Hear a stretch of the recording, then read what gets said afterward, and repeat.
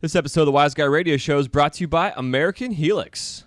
The American Helix is a revolutionary new concept in smoking technology. Designed and manufactured by American glassblowers, this pipe is light years ahead of its time.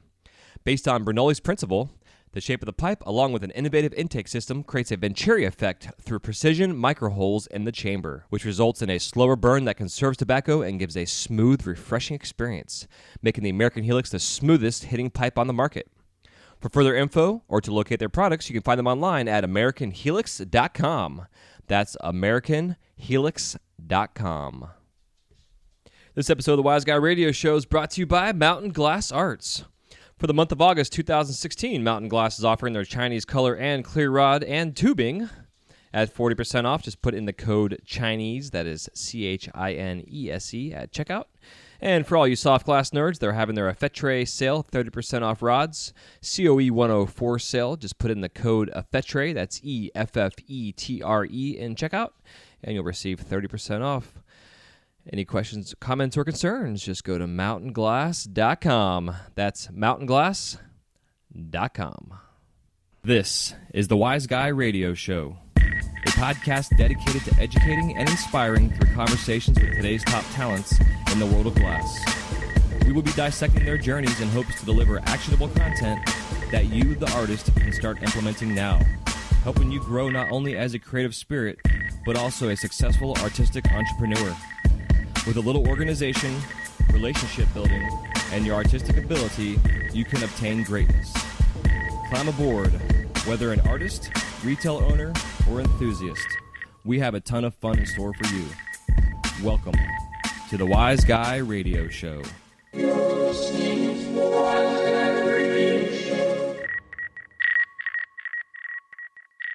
Hey, what's happening? Welcome to the Wise Guy Radio Show, episode number 120. This is Jay Michael, your host. Thank you so much for tuning in today. With 17 years of experience behind the torch, I am as excited as always to bring you conversations with artists, sharing their stories in hopes to inspire and entertain while helping you grow your business. And today is no exception. Today's guest we have is Mike Luna. Mike Luna has been a badass glass artist since 1999, and definitely had a fun conversation with him and lots of fun chit-chatting and talking about glass blowing and all kind of good shit. Definitely hope you all enjoy this conversation. He's got lots of pictures and fun stuff I will have up in the newsletter. If you have not yet subscribed to the newsletter, you can just go to wiseguymedia.com, and as soon as you go to the website, if you haven't subscribed yet, you'll get a little pop-up gimmick that'll come on there and say, hey, why don't you join our newsletter? And that'll keep you up to date in all things Wise with Wise Guy Radio and Wise Guy Media. Also, don't forget, if you have not yet signed up also for our Secret Santa Christmas in July pendant trade, deadline is August 15th, no later than 15th. I will be accepting your information, which basically I just need you to email me or Facebook me, whichever you'd like to do, or Instagram, whichever is more convenient for you. Preferably, I like the emails, but just need your full name and shipping information, and then the wife and I will be swapping out and randomly pairing you with another artist, and then you'll be getting their information, they'll be getting yours, and then you can go from there. Last episode, I did a little bonus chit-chat talking about this whole thing there, so you can go back one episode, or actually 2 episodes, you can go back and listen to the bonus episode talking about all the details, as well as if you've gotten the newsletter, it's in there too. So you also don't forget, coming up here next month in September, the Flow magazine has their collaborative issue coming out, which I'm super pumped about to see what that's going to be carrying, different artists collabing with each other, different mediums, whether it's metal work and glass, but there's definitely glass involved, so I'm kind of really curious to see what else is going to be coming out. You guys can go to flowmagazine.com and subscribe to them. You can also buy individual issues and also back issues. You can also subscribe to their digital online version as well. I know myself personally, I prefer to have the paper in hand, but you can go do that. And also, Mountain Glass right now is offering several new items they have on their website. Right now, they have their new offering the new Candy Apple Red Wonder tubing that North Star is putting out. It's pomegranate over steel wool. Stuff looks pretty freaking awesome. I'll definitely be getting me some of this stuff to try it out a little bit. They also have their Essentials Toolkit you can get right now, the upgrade kit. Basically comes with like diamond shears, cup shears, blow hose assembly, a V-tool, Kevlar gloves, bench roller, etc. They have it right now going. It's up for $300. It's $299. Also, you can get their Hype Color Boro Color Top 20 sample packs. Basically, it says, why try to figure out the best glass-blowing Boro colors to purchase when you can just get the top 20 Boro Color sample pack? Choose full sticks, 15 to 20-inch longs, or half sticks, which are 7.5 to 10 inches long. The sample pack comes with 20 of the hottest and most popular colors in the Boro palette. So definitely check them out. And lots of other new items and products. Just go to mountainglass.com, go to their featured items page or their sales page. You guys can go check all that stuff out for sure, including their current Boro and soft glass sale for everybody out there. Definitely want to get in there and check it out. I'm going to be ordering some of the new Chinese yellow tubing. I'm really curious about it to see how that stuff works. Make some small stuff out of it and then go from there. Kind of curious. I like yellow. So that's a transparent yellow too. If you haven't seen it yet, almost has like a honey color to it. Not an amber, but kind of a honey yellow, like the North Star yellow kind of color going on. So pretty pumped. Other than that, I'm gonna get the hell out of here. Let you guys go. If you haven't subscribed to our newsletter yet, just go to wiseguymedia.com. You can also go to wiseguyradio.com. It'll just redirect you to the Wise Guy Media page. Just go on there and you can subscribe to our newsletter with a little pop-up that comes up. I need to create a little menu bar that will let you subscribe with that also. And then if you have not yet subscribed to the podcast, what the hell are you waiting for? Just go to iTunes, whichever type of podcast player that you have. You can go to iTunes. If you have a Droid, you cannot. But if you have an iPhone, just go to iTunes and subscribe there. Just search Wise Guy Radio in the search engine for iTunes. You can find us also on Google Play. And then depending on what kind of phone you have, if you have a Droid, there's lots of other podcast apps out there. And you can get them through the Droid. Stitcher is one of the more popular ones. So you can definitely go from there.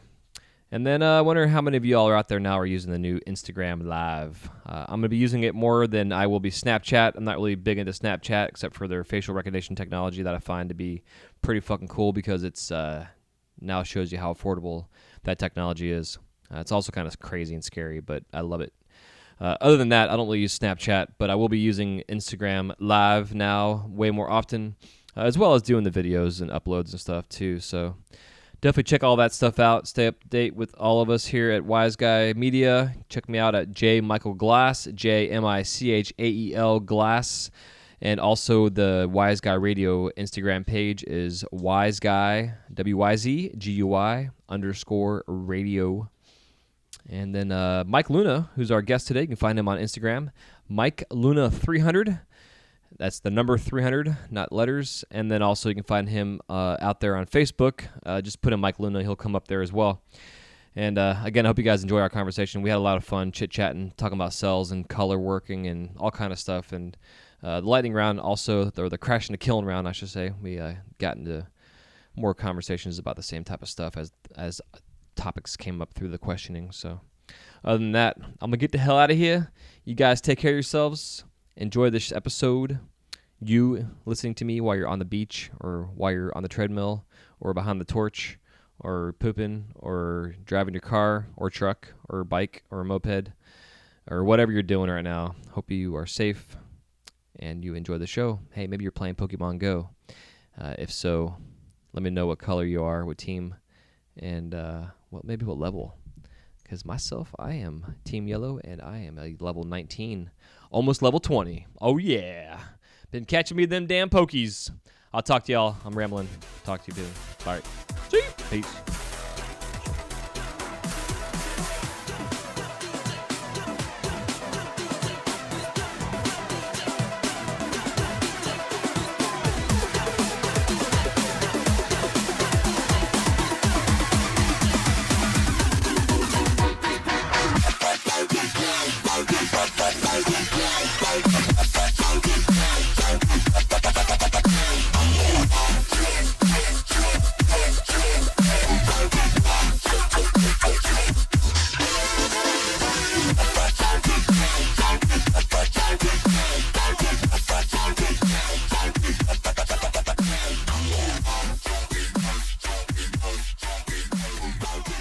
Hey, what's up, Mike? Welcome to the show.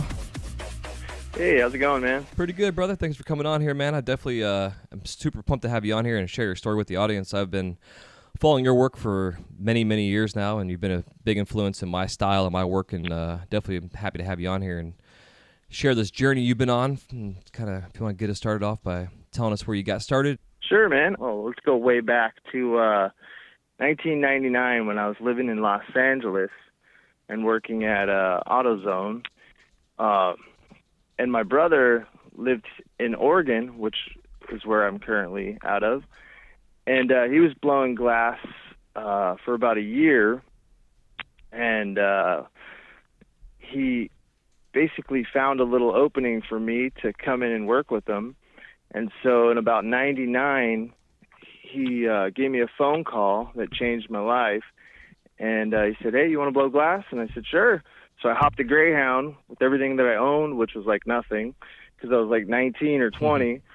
And then, came up to Oregon and started working production, started doing little spoon pipes and stuff under Gilbert Velasco. He owned a studio called the G Spot. And, that was a long time ago. I met a lot of great people like Darby, who took me under his wing and showed me the ropes, and that's basically the man. Yeah. So was it like a production facility? They have like catalog and all that kind of big stuff back then? Yeah, they did. They did like a full line of different little like one hitters and spoons but I never really wanted to conform to that production. I would always get in trouble for making like 2-piece pipes, If I made a hammer, I would get in trouble. So, but it was fun. It wasn't like big trouble. So I was like, all right, let's see what I could get away with. Right. Yeah, just kind of enough to learn some new stuff. Did they really have like a catalog that was kind of like, okay, you guys can make 20 of this and 50 of that as like quotas for the day? It was loose, he owned a head shop too in the same town, which it's called Toadstool in Grants Pass, Oregon. It's kind of a one of the first like heady head shops in Grants Pass, and he sold all kinds of different work, Jerome Baker and a bunch of different stuff, but we were like his little production shop. Yeah, nice. It's interesting now too, seeing some smoke shops that are doing that. They have their opening studios just to hire people to come in to not only demo but also to create work for their stores. Right, yeah. It's a smart business model. Plus you're supporting your locals, I guess, in a sense too, which is kind of cool. Oh yeah, there was like 15 of us in there, and he definitely made everything work for us, Hell yeah. So when you started doing awesome. stuff with Darby, did you go to Darby's studio or was it in the same studio space? Yeah, he kind of he would come in, and I remember everyone was like, "Oh man, Darby's the best," and I never met him, but I always heard, good things about him. And then when he came in, I was like, "Hey, how's it going?" So I met him, and he was kind of like a rock star, so I was kind of nervous around him. And he found out I was from Los Angeles, and he was going to a show in Los Angeles. And he was like, "Man, I've never been there. If you want to go with me, you can show me around." And I was like, "Sweet." So while I was down there, we were at a gallery opening in Hollywood, and he's like, "Hey, if you want to learn how to do what I do, make a couple days out of the week and come hang out with me." So rad. As soon as I got back, I got right on that. Hell yeah. Super awesome. So I take it you walked away from AutoZone and said, "Fuck it, I'm out of here." Oh, dude, yeah. 2-week notice, and then like a week into that 2-week notice, I was like, I can't wait anymore. That's funny. Yeah, I burnt bridge. You're not too worried about. Totally. That's awesome. So when you started doing stuff with Darby, what were some of the first things he was having you do in terms of like that apprenticeship? He taught me how to do like more 2-piece welds and bridging. There was something going around called bridging that it's pretty common today, but back in the day, in the late 90s and early 2000s, nobody really knew how to get these curves, kind of like how the Z from the zongbongs are. Mm-hmm. Nobody knew how that was going down, and he knew how that worked, and he passed that knowledge on to me. So I was able to make a bunch of different shapes while keeping the glass straight, while keeping the mouthpiece straight to the bowl. And just kind of manipulate the glass how I wanted to. Yeah, that's awesome, man. Yeah, you're lucky to have, I don't like to use the word luck. I guess I should say fortunate to have that opportunity, because like myself being self-taught, I never saw anybody do bridges and none of that kind of shit up until maybe like 4 years ago, and I'd heard about it, but it was kind of like I was always more concerned about having that extra glass on my glass, extra welds, extra heat, cooling, everything else.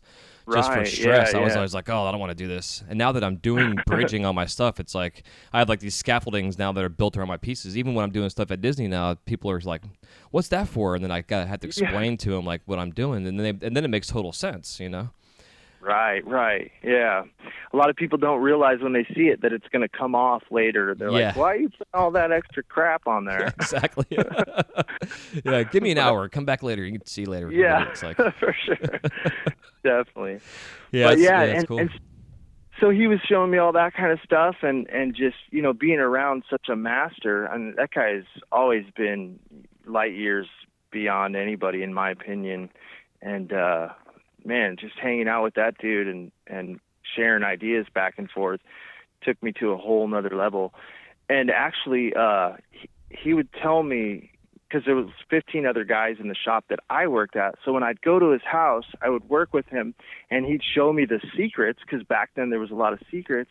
And he specifically was like, don't share these with the other guys, because I don't want to let the cat out of the bag, so to speak. Mm-hmm. And so, so I tried to keep it to myself, but I was hardly able to work because everybody was on different schedules, so I didn't really have time to work. And so, it was kind of difficult to keep those secrets at bay and still be able to pump out good work, Yeah, it makes total sense. Yeah, it's like you got to put a big clother behind you or something so nobody can see it. it. Exactly. That's how I kind of felt like. And then I felt I felt kind of like a jerk because everybody was like, oh, he knows all this cool stuff and he won't show anyone. So it was kind of, you find out who your friends are, Yeah, for sure. But, that was the mentality, like you're saying. Like, I mean, shit, dude, there's so many guys in my area that were the same way. Like, I'm not showing you fucking nothing because you're competition. Right. No matter what your level was, whether you just started or have been doing it for 20 years, they didn't give a shit. Right. But nowadays it's like, it's freaking open source, all of it. I mean, hell, I got a podcast talking about it. So, it's totally different now. It's neat. So did he teach you like a lot of his dichroic work and all that kind of fun shit he was doing? Yeah. He taught me how to back dichro and what dichro to buy, which is like really crucial because everyone was using CBS, which is a Sandberg, and that stuff is so thin. It has such a thin clear coat that as soon as you use it or manipulate it, it burns out. Yeah. So it's like, he taught me the right company to go through to buy the thick coated stuff and then how to coat it. And, that stuff's just golden. Like, what's it called? Dichroic Alchemy in Ashland, Oregon. Those guys make the best dichro, Yeah, so I if agree. you're going to mess with dichro, that's the company right there. Yeah, for sure. Yeah, I definitely have gone through myself through the sample packs and over the years of trying different companies and brands, and I've always liked the Jade, I guess it is. It's like that stuff you can just beat the hell out of it, and it still is just beautiful. Right. Yeah. A lot of the purples like to fade really quick, but the greens are really solid. Yeah. Greens and reds. Hell yeah. So when you guys were doing your work together, was there a lot of like collaborative kind of stuff so he can teach you the ways of technique wise, or was it mostly just like show you stuff and then you figure it out and do your own thing? Yeah, there wasn't too much collabing. Back then, collabs didn't really happen the way they do now. Right. Like, I remember he made a bong for Stained. There was a band that was popular. Aaron Lewis was the lead singer. So he was making that bong, and it was going to go on the cover of High Times. And he knew I loved the band, so he's like, hey, you want to make a section for the bong? That was like, oh, okay, sure. So I made a little section, and it got put in the piece, and it was on the cover of High Times. Nowadays, we'd call that a collab, but, back then it would just be called, like, I don't know, hooking a homie up, like it's game of section. So, yeah, here, put a section in my piece. Yeah. But, so it was a lot different back then. A lot of stuff has changed. Hell yeah. So, what point in time did you decide to fly the nest and go on your own? You know, I still work with Darby. You know, he's still pretty much my best friend, and I don't know. I just kind of always sold my own work. He helped me a little bit at first, but I just kind of found my own sources and you know, just kind of in the same shop flew off on my own. You know, Yeah. made my own nest. You know, Heck but, yeah. yeah. So, how's your studio? Like, where you at now? What studio wise? I work at DC Glass in Grants Pass, Oregon. Okay. It's about 30 miles from my house, and yeah, it's just got a nice little bench set up right there, and yeah, just make my own stuff. Nice. Who else you got in there? We have Caleb, which is Darby's oldest son, and then Darby's twins blow glass too, Ezra and Isaiah. Yeah. And then right. sometimes his wife blows glass, Leela. Hell yeah. Yeah. That's fun. So yeah, we have this huge shop and only like 3 or 4 people working there. Huh. It's kind of awesome though. Yeah, I could imagine, man. Just just the small amount of you all in there, just the energy, I'm sure, is pretty cool, especially with the amount of time you've been together doing your glass. Oh yeah, it's awesome. It's like one big family, you know. Yeah. So when you started doing your own thing, like, what was some of the first kind of items you were making on your own? I'd always do like more traditional stuff, like hammers, Sherlocks, with nice, crazy spike attachments. As I started progressing, I would get more into like marbles and things to hang off the piece, you know? Yeah. It's kind of that era's thing, you know. Early 2000s was like dichroic ribbons, and then spikes started getting. So I'd always move with the times, you know. And then the more sculptural work came about when Joe Peters, who is like my ultimate influence, I love that guy and his work. He came through to the shop, and Darby and him made a ray gun with a bunch of aliens hanging off of it. And man, as soon as I saw him work and his work, I said, you know, I got to make something with eyes too. You know, I went away from that whole traditional thing and just full force went into the sculpting thing. It's just that guy is such an inspiration, man. Yeah, he definitely has influenced my work. I took a class from him and Peter Moeller. I think it was about 2 years ago now. Nice. Yeah, and it was only like the second class I'd ever taken, and it was one of those. I wasn't really there for the class necessarily. I wanted just to see how these guys worked, you know, more than anything. Right. Like how their bench was set up, how their tools, what tools they used. I mean, shit, dude, I was on Mountain Glass's website just ordering tools left and right because every time I see something new they were using, I'm like, oh, what the fuck is that? Yeah, yeah, definitely. I always scope out people's tools for sure. Yeah, it makes a big difference. I think like one of the things when you're taking a class or learning from another artist is really to, you know, I always say watch hands, how the hands move, and then also watch tools and what tools they use and how they're laid out on a table. Because it seems like, you know, to be more efficient, to have your tools in the same place every time, your glass is always set up in the same place. I mean, you know, we're all lazy at times and have messy benches, but you know, it's still seeing these guys work, seeing how organization really makes a difference in your work. Because you have all this, you know, this clarity and creativity all of a sudden just flows, just like no problem. Yeah, definitely. But then again, you have the contrast to that. You got banjo that most of the time works in a complete chaotic bench environment and just pulls out these beautiful masterpieces, you know. So yeah. I guess it works both ways, you know. Yeah, for sure. Yeah, it's all. I think in the end, it's all just controlled chaos. Yeah, exactly. Yeah, when it comes down to it. Controlled chaos, that's what it is. Yeah, it's so crazy. So when you're starting to get into your sculptural stuff, like besides, you know, before you got into your dragons, what were some of the first stuff you were doing? I was just doing like little aliens and stuff, you know. It's kind of eyeballs and green, you know, a lot of that sort of alien themed things. I remember I made a bunny, and that was kind of where I was like, all right, now we're getting somewhere, you know. I think it's my first picture that I ever posted on Instagram. So yeah, you know, and then, you know, once I made the bunny, the dragon came shortly after that. And I don't even think I set out to make a dragon first. I think I was going to make a horse or something. And then the face started looking more dragon-esque. So I grabbed some whiskers and started putting those on, and then it all came together. And it's a really, my first dragon is a really goofy looking dragon. The eyes are all kind of wonky, but I don't know. For some reason, I like it. It's probably, in my opinion, it might be my best one. You know? Yeah, I probably, if I haven't, I'm sure I've seen it, but yeah, I know how that is, man. You always find like the first thing you do, and that with that artistic kind of just expression, always seems to be the best, Right. and then you try to recreate it. Yeah, You know? exactly. And yeah, and it's like, I guess it's beginner's luck or something. Goes back to those things, you know. Yeah, you know, it's weird. I don't know if it's just because, you know, art is just such a weird cosmic thing, you know, whatever. I don't even know what the hell you want to call it. But I don't know, man, because like for instance, with my work at Disney, like, you know, the first piece is always the artistic piece, and then I got to figure out how to engineer this thing to then mass produce it in the same Right. steps every single fucking time.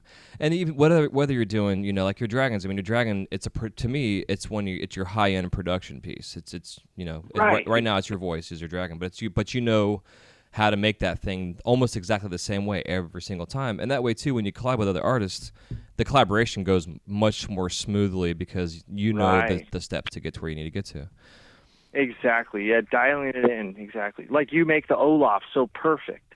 It's that same thing. It's Yep. just like it's production, but it's like it's still really good art. Yeah, exactly. Yeah, dude, because like when you start getting into like your color combinations and the different, you know, even new colors coming out or whatever that you're doing with your dragons, I'm just like, every time I see a new one, I'm like, oh my god, thing's fucking incredible. Thanks, man. Oh yeah, Thank dude. you. I'm in love with your dragons. It's the style of them is it's weird because they're not Asian and they're not English. They're like this kind of cross, and it's like this fantasy dragon kind of, but then it's not. It's a traditional looking dragon, but then it's not. You know, it's interesting. What Right. is the influence from anything out there that you've seen, or is it just what it evolved into? It was actually really influenced from the Asian, like the tattoo, the Japanese dragon. You know, the really wispy whiskers and that whole thing. But it kind of like, I guess it evolved into this fantasy type. I guess it's like half fantasy, half Asian. Yeah. You know, I don't know what's really going on, but I guess that's how I describe it. And then, you know, along the way, I just find out how to do things different or better and try to improve upon the design. And, yeah, I'm not trying to go quicker or anything. As a matter of fact, I used to be able to bang out a dragon in a day, you know, like 2 or 3 years ago. And now they take me almost a whole week, you know, about 5 days. So I'm definitely adding more glass and taking my time with them more. And, yeah. So have you been experimenting with like the perk, you know, part of it? Because I noticed like say Skaz, for instance, or even like Joe P's, like his dragons, you know, they have like the 2-hole perk at the tail, where you have a standard joint on the back. Like have you gone back and forth, like maybe experimented with different types of percolation with them and how they function? Yeah, I'm always trying to improve upon function. They're pretty good right now. I'd say that they're dialed in as far as function goes. Sometimes I make a hollow tail, so I'll bend the percolator in almost all the way to the tip of the tail and then pop a 2-hole perk.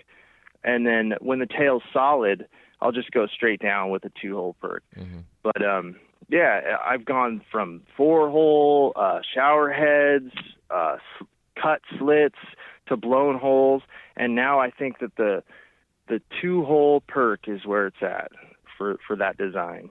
Yeah, I you can agree. hit it as hard as you want, and the water won't come up the neck. You know. Yeah, one of our ongoing jokes here is whether it's a 5-hole or a 2-hole or a whatever 20-hole, it smokes like a fucking 2-hole. Yeah, You know? totally. You know, it doesn't matter. Yeah. Everybody's like, oh, I need a 20-hole. Dude, really? Yeah, you're just wasting your time at that point. Yeah, I think. Yeah, I totally agree. Like my little wise guys I make, I was going back and forth with like figuring out like to like make my holes, opposite sides of each other, or in a streamline like the old gridded perks or like the old inlines type styles. Right. Just because the shape is kind of this peanut shape to get to where I can get the most aeration without any splash. And I always found just like that simple 2-hole, just a nice even popped holes. Just they're classy, they feel good, they look good. Right. Yep. It doesn't stress the glass out like the old gridded, sliced old perks used to do. Right. Yeah, man, 2-hole perk, dude. It's so simple and it works so effective. That's the way to go for me. Yeah. Are you still doing any of your elephants? I haven't done an elephant in probably over a year. It was kind of a thing, I don't know if you know Domino Glass. Yeah. He makes. Yeah, so I love that guy. He's super awesome.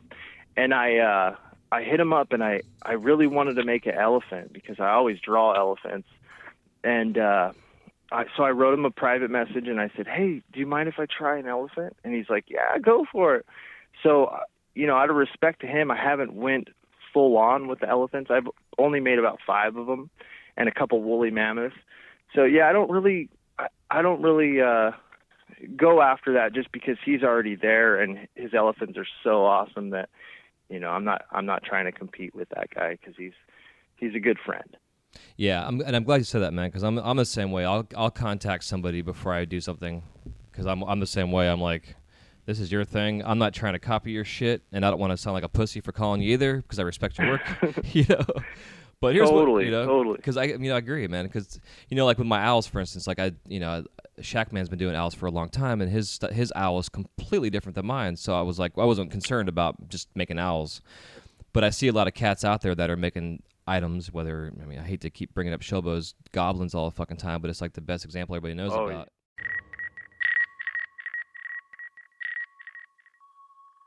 Do you have inspirations for your color combinations that you do? Like, is there anything?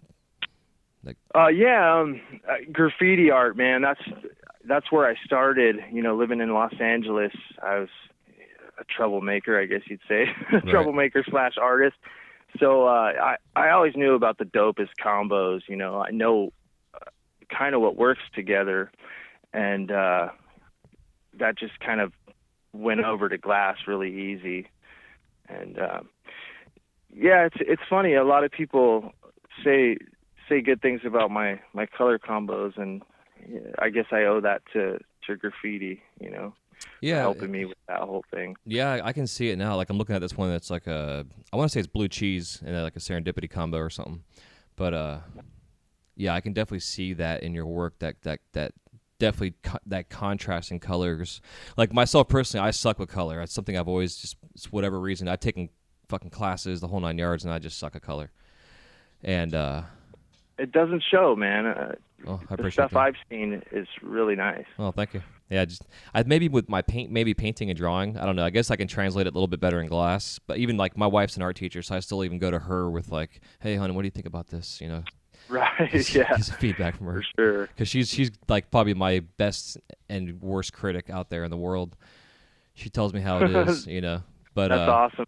Yeah, dude, it That's definitely awesome. helps. It helps to have that someone that is going to be honest about like saying, "Yeah, that sucks."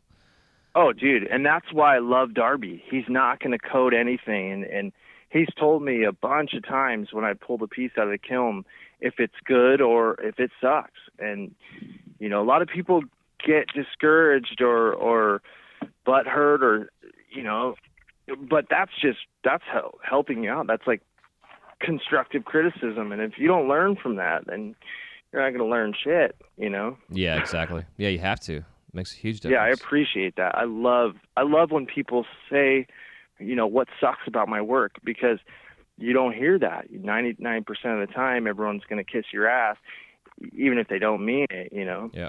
But those honest people. Yeah. But there's a fine line between being honest and a hater, Yeah, totally. I agree. Yeah. Yeah, the whole Definitely. constructive criticism, it makes a big difference. Because like I've said it before, I can see cats that are new in the industry making stuff that they probably shouldn't be making right now, and they are anyways. And their friends are just Right. blowing their shit up like, "Oh my God, that's fucking amazing." And I'm like, Oh And then that's all they get into. The ego inflates and everything else, and then they just keep making garbage, or they just stick on like to one thing and not really learning their medium, and then it hurts them in the end. And it's like if you're looking for that, and you're shooting yourself in the foot before you even start making art, if that's what you're looking for. Oh, big time. I see it so much, with these hype kids, their work. I'm not going to say anything bad or good about it, but and they're just getting all this hype and all this attention, and they turn into, in my opinion, they turn into such assholes, and they're real smug and stuff. And I don't know. That's just so terrible. I don't like that. The whole ego thing, before it's time. I don't think that there's even a reason for ego yet on some of these guys. And it's whatever. I guess some people are just wired different, Yeah, exactly. Can't change them. Yep. Yeah, I totally agree. Yeah, it's interesting. I think it's also like the newer generation. Like I hate the whole millennial talk, but there still is like this new generation of kids out there that have been handheld and gotten trophies for 5th place and everything else in the process. That something like right. I don't know how they're going to survive in this industry if they can't get over their shit breaking, kind of thing. Like how's that going to happen? Yeah, exactly. It's like the biggest lesson to learn in the process. Like I guess so with your work, for instance, like do you keep track of like your success and fail rate when it comes to working on stuff? Wait, what was that question one more time? Like it's okay. Like with your say your dragons, for instance, obviously you have these things down. You're trying different. Like I'm going through your shit right now. Like I can't. I gotta turn this off, or I'm gonna get keep getting distracted. So. But like the idea, you have your dragons, you have a specific look to them, but you've also evolved them. You change the faces, you change the heads, the poses, and whatever. When you're going through that process of change or trying to make them different, do you find you have like this slight failure rate, things cracking or color not working properly? Oh, big time, man. I have so much work that's just unseen or unfinished, embarrassing to me, Mm-hmm. And even a lot of my work that people do like. I don't like. Sometimes my friends will be like, "Post that, put that out on Instagram." And I'm like, "Are you sure?" And they're like, "Yeah, do it." And it ends up like selling or something. So, yeah, I'm really like self-conscious of new designs, So, it's like you kind of put that out there and you hope nobody makes fun of it or I like your old ones better. I'm really critical on myself, and then when something doesn't go right, then you just kind of get. I guess I'm real sensitive, So new designs are kind of hard for me. A lot of them end up collecting dust underneath a bunch of junk in my shop. Do you ever do like new designs and just clear first, like as a glass sketch to kind of figure out the process before you go full balls to the walls?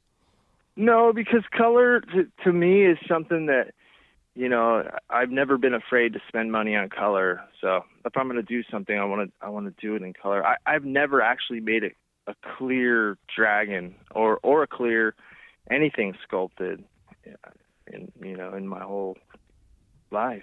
Huh.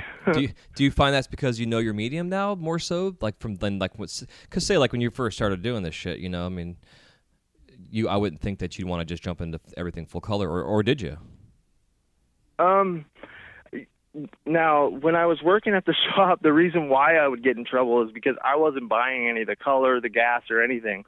So I would kind of just use everything, right. So I guess there was never really a cap on any or limits on any color that I'd use. But I do feel more comfortable now to use like the hypest color, on the first time project, rather than just let's use something a little less expensive and figure this out first. Right. Which I probably should do, but I don't. Yeah, man, it's all good. Do you find like myself, for instance, all these years of doing this, as the new colors come out, do you find like you got to kind of relearn how to use that particular color because it reduces weird or you get these oxidase flame fucks it up, or kiln cycles fuck it up? Totally, man. There's so much new color out there and new color companies, and you just gotta, you gotta find what works best for your palette. And my palette right now is pretty limited. I've let a lot of stuff in, and I've kicked it out quick, you know. So a lot of the new color companies, I mean, the stuff is, they have good intentions. They just got to get it dialed first, because it'll break your heart, you know. Yeah, dude. I just finished up this Michelangelo, and it is full of checks. Like, I pulled it out of the kiln yesterday, and I was like, "Oh, you motherfucker!" Yep. Yeah, and it's like one of those things where I don't have a whole lot of free time for my own personal work, so like I literally will take 3 months to make something. It might go through maybe only 3 or 4 kiln cycles, but it takes over a period of time to get it done. And then when I do it, it's like, man, should I just, it's like I got to take like a week off and just spend one day on this thing and the next day on this thing and not have them go through these kiln cycles, or you know what I mean? Like it's some hard. color doesn't like to be heated up over and over and over again. Yeah, and this was all forest green, and it was mixed with clear Simex. Like I got a nice, like, it wasn't transparent, but it was a nice, like, I thinned the green out a little bit, because I know like the old forest green, it's a pretty green, but it's like it can be a kick in the balls sometimes. And you know, green could go south real quick for sure. Yeah, dude, I thought it was good to go, and then I pulled it out yesterday, and I was like, oh man, fuck. Checked. Yeah. It sucks. So gotta start over. Yep, start over. Put it in the garden. That's exactly. Broken ones. Yeah, and I've always wanted to make them for myself, so it's nice now I have one. I'm not going to use it. I'll just finish it up and just put it on the shelf for myself to look at as a reference. Nice. Or something. Nice. You know. So what are your go-to colors right now? I know it's a question I asked later on, but I'm kind of curious right now, like what you're going to right now. Man, I really like that Glass Alchemy serum. That stuff is just butter, you know. Yeah, it's neat. And it's so fun. Like Caleb, Darby's oldest, I gave him a couple sticks, and he made his own colors. Like, he mixed in blues and greens and stuff. So he got like these purple to green fades from the CFL to the sunlight. And man, it just opens the door for all kinds of different mixing, and it's a great color. You know, that's my number one right now. And then you know, Abe's Serendipity that stuff's awesome, man. You know, Serendipity. And then Troutman, he makes green Stardust and blue Stardust, which are bulletproof. I mean, I love those. Man, have you seen the new green Stardust tubing? No. Phenomenal. Oh man, it's like he's gotten all the air out of it, and it's like the perfect emerald. You know, it's just beautiful. I'll have to look into that. Yeah, because I'm trying to find a new green to go to make this turtle with, and it's like I might go with more of a transparent green. Yeah, if you go with transparent, man, go with that.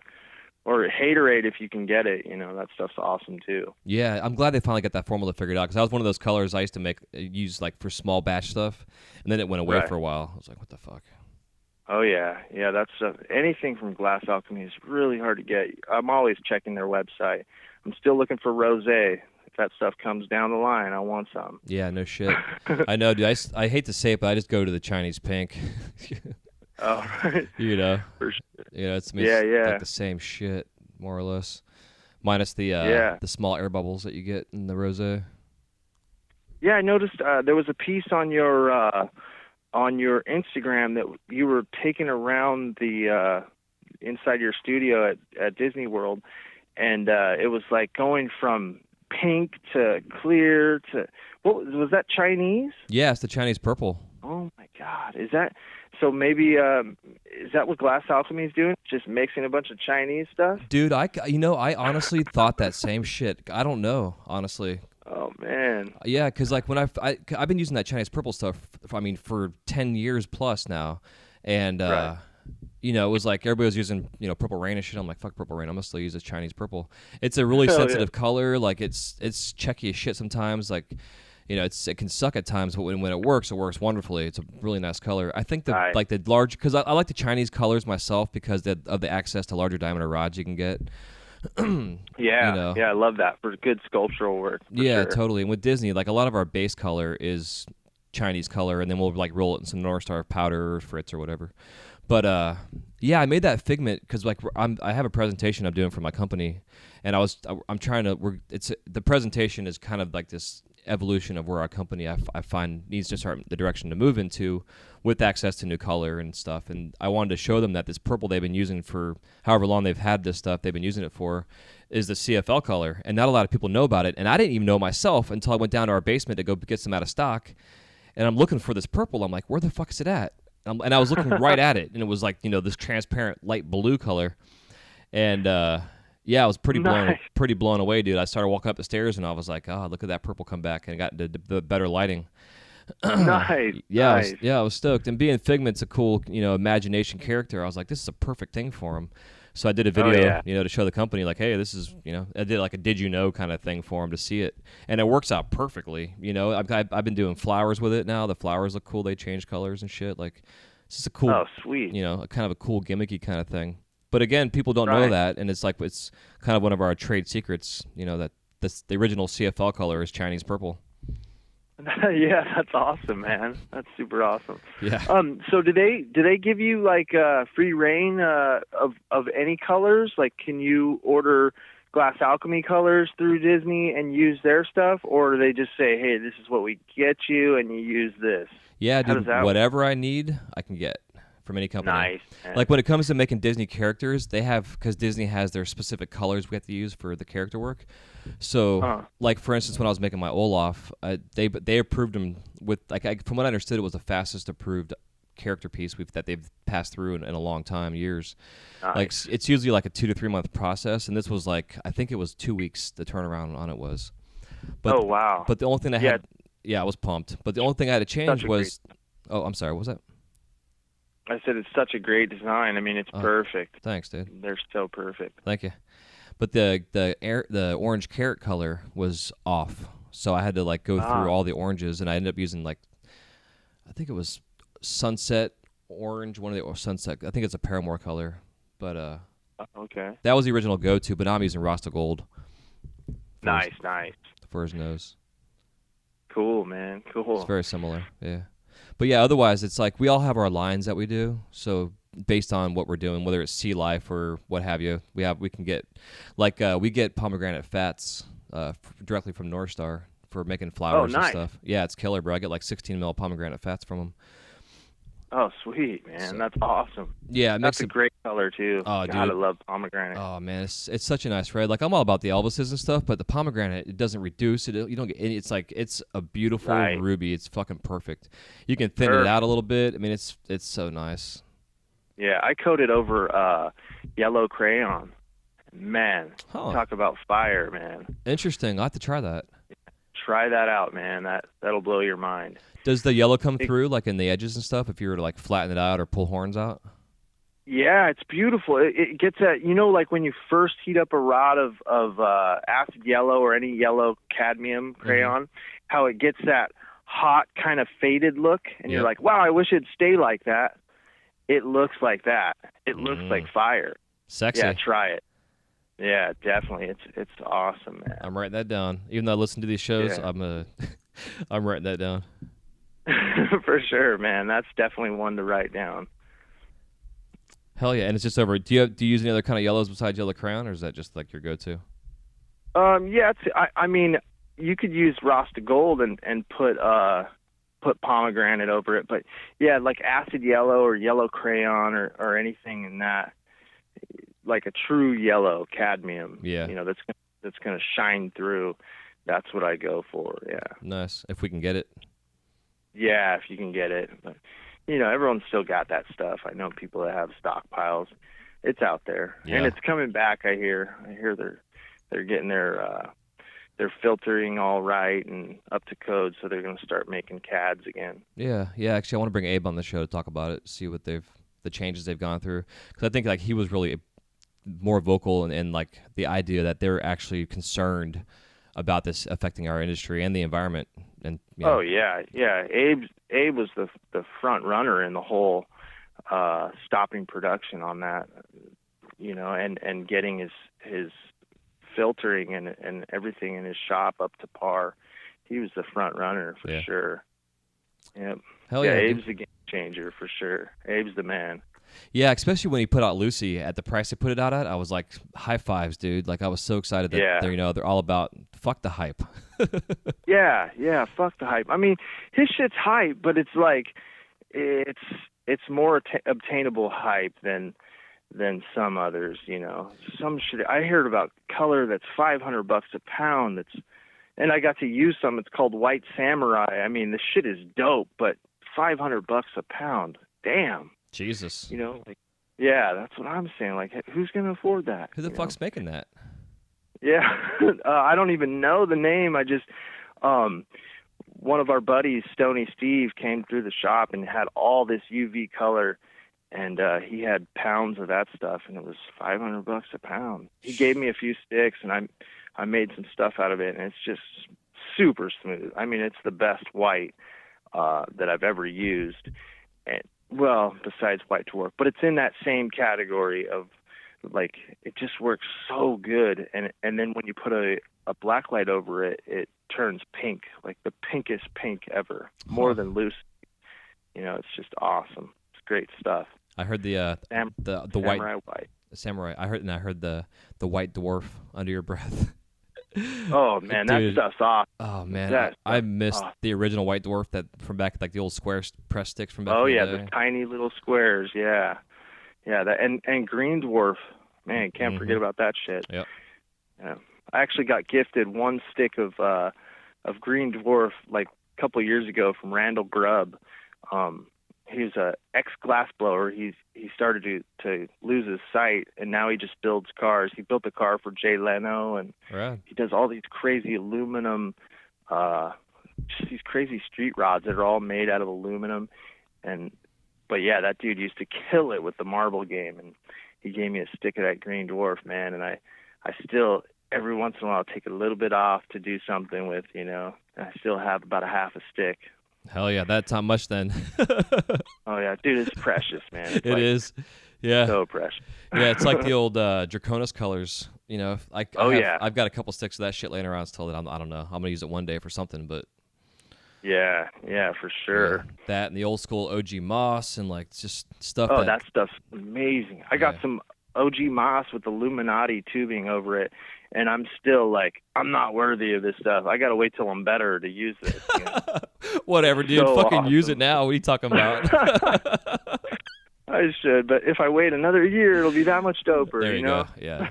Hell yeah. More valuable. Totally. So besides your pipes, like, do you do other size, like art-wise, glass-wise, in your glass? And Yeah, I make pendants. I'll make the shit out of pendants for sure. And then, like, if anyone has a request, like one of my local friends, like trophies. I made a cannabis cup trophy last year. Yeah, so whatever comes my way, but pipes is my main focus. It always has been. Yeah. You know, I didn't start off doing nothing but pipes. So Hell yeah. That's where my heart is.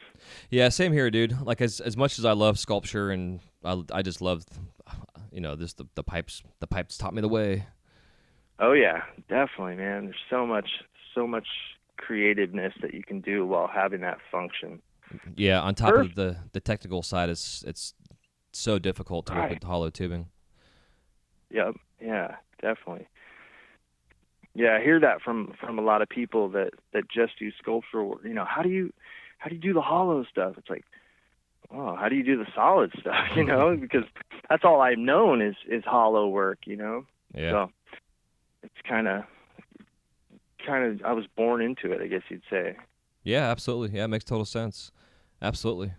So you mind talking a little business stuff? Yeah, not at all. Cool. Yeah, because I'm just kind of curious, like, when you start doing your higher end production line, for instance, like your dragons, and when you got your bunny made and stuff, like, what was it? I guess was there like a catalyst that helped you set your pricing on your pieces? Like, was there like an initial custom order for somebody, or was it just like, do you have like an idea of like what you charge per hour for your work or whatever? I don't. I charge by the piece, and the thing is that it is production, but they're all different. They're all different sizes. They all have different. I've never made two that are exactly alike, right. You know. But my mom always told me never underprice your work because no one's going to respect you. And so that's always been ringing in my ear, you know. And when I first started blowing glass. Well, let's see. Okay, so I took a 2-year break after my son Phoenix was born, and then when I came back into the scene, which was about 2011, I didn't need money. You know, I was financially stable, so I didn't need to sell my glass like, oh, I got to sell this. I wasn't a starving artist, so to speak. Mm-hmm. So I was able to sit on stuff and get the prices that I wanted. So I kind of set the price, and you know, it hasn't really went up or anything. It's just kind of been the same. Base price for a dragon is about $3,000 retail. Hell yeah. Yeah, nice. Do you have an idea of like the cost of materials that go into those things? That's kind of like gas and everything. Maybe about $200, depending on height color if it's used, you know. But about roughly two to $250. Nice. Are you doing like tube pulls with that stuff, like furnace pulls? Or are you doing like what's your process for the actual color application? I'll buy tubing when I can. I've had friends make custom furnace dip tubing for me. Gabriel Holiday is one of them. He took my my combo that I told you, the acid yellow and the pomegranate, mm-hmm. and he actually did a 75-pound tube furnace tube pull for me. And I still have a bunch of that, and he did that a couple of years ago for me. Fuck yeah! So I just get tubing where I can, you know, when I can. Yeah. Otherwise, you just coil pot it or vac stack or something. Yeah, I'll coil pot it or stuff and puff. I haven't done a vac stack in about 3 years. Yeah, I'm not a fan. Yeah, you get those lines in it, and yeah. Just do you coil pot like straight on a tube, like over a tube, like a rod encasement kind of deal, or are you just coil potting a solid color? I'll take a stick, a blow tube, a 12 mil, and flare it out, kind of the size of a quarter maybe, mm-hmm. and then just start. First, I'll take all my rod that I'm going to use, and I'll pull off the ends. I pull off about a 1/4 inch of the cut end, yep. Because that 1/4 inch, if any glass blowers are listening, just say goodbye to that right off the bat. It's garbage, yep. You know, on anything, even serum. And so once you get those off and you get those to a nice point, all the rods, then you just start, you know, coil potting it. And then once you get to the end or where you're starting to burn your fingers, take that other polished end with that 1/4 inch 1/4 inch cut off and start again. Because if you use raw rod or the raw cut end, you're going to see that in your piece. Yeah, exactly. Yeah, all those little micro cuts and abrasions dirt, garbage crap going on. Yeah, I completely agree. Yeah, definitely. All that crud will show up. You ever coil pot it over a tube at all, or do you mostly just do solid color? Yeah, I've never. Banjo showed me this technique. He'll take like Amazon Night, which is a real dense, striking color, and he'll take like 50 by 5 tubing and stripe it on, going vertically as fast as he can. So it's a transparent green. Mm-hmm. And then once that whole tube is coated, he does about a 5-inch section of tube. Then he'll take a rod of 8 mil clear, and he'll start horizontally from the end of the tube and smear those straight lines. So it's kind of creates like a weird kind of stained glass look effect to it. And he'll smear it all the way to the end horizontally. And then he takes 10 mil and he'll super coat the whole thing again vertically. And so he has this, from a dense color of like Amazon Night, he'll have this nice transparent green that has all these marbled lines in it. And I was doing that for a long time. That's like magic, man. And it's so affordable. Like, you can use a half a stick of Amazon Night, which is, I don't even know, probably 75 cents or maybe a little bit more. And you can make huge pieces out of this awesome transparent green for very little money. Yeah, that's a fun idea, because I apply color and clear myself the same exact way, but I've never thought about the going over with a third layer of clear just to thicken it up a little bit more. Right. Yeah. And dull it out and make it more transparent, you know? Yeah, yeah. Well, I know back in the Yeah. day, like when Chris would go by LA Glass, you know, back in the old Oh, right. Yeah. glasspipes.org day, you know, Carlson. Yeah. yeah, he his thing was, you know, was really thinning out his colors and doing like do a stick stack back then before we knew what vac stacks were, and then would pull out a Right. tube and then sleeve that again and then pull it out and then sleeve that again and pull it out. So it was like these cool rasta patterns that were transparent lines, and he'd wiggle wag them up and, you know, build his sections out. And I used to love that shit because I like color, but I like color minimized. Like I like color accents more than anything. But like with Right. your work's solid color, but I love this. I don't know. They have this just, I don't know, just the clarity and the way the glass refracts. Your color work is just really well done. I've always liked Right. the Right. transparency because you have like a transparent colored body, so I appreciate that. But he really influenced me back then about doing like really just like sleeving and clear and, you know, whatever. Learning from old school techniques, like the way we only knew how to do things back then. And I still do that shit today, and I still love how Nice. it looks, you know. But now you're saying about Oh, it this, looks awesome. the other transparent kind of concept like Banjo's doing. I gotta try that. That sounds like fun. Oh, man. You know, are you familiar with the color Raindrop that's super hyped out? Oh yeah, I've been using that lately. Yeah.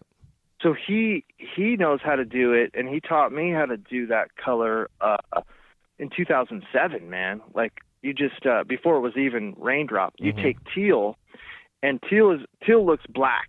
If you take a rod of teal from Glass Alchemy, which is now discontinued, but if you take a rod of teal, it looks black, and then you hold it up to the light and get this weird green-blue transparency to it.